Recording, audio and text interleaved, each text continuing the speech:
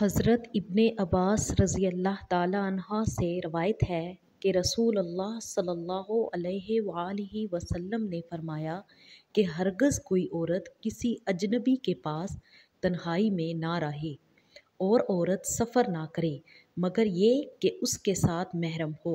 ये सुनकर एक शख्स ने अर्ज़ किया, या रसूल अल्लाह, मेरा नाम फ़लाँ फ़लाँ जहाद में लिखा गया है और मेरी बीवी हज के लिए निकल चुकी है।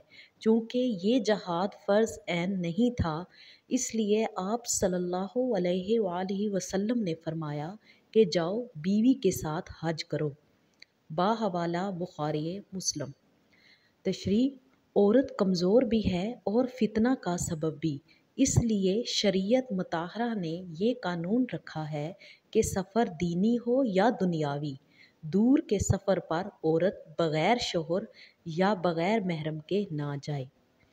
महरम महरम किसे कहते हैं? महरम महरम उसे कहते हैं जिससे उम्र भर कभी भी किसी हाल में निकाह दुरुस्त ना हो, जैसे भाई भाई बाप हैं, बेटा, चचा, मामू वगैरह, और जिससे भी निकाह दुरुस्त हो, जैसे जेठ, देवर या मामू का बेटा, फुफ्फी का लड़का या खाला का बेटा और बहनोई, ये लोग महरम नहीं। तो जो लोग बिल्कुल रिश्तेदार नहीं, उनके हमरा सफ़र कैसे जायज़ हो सकता है?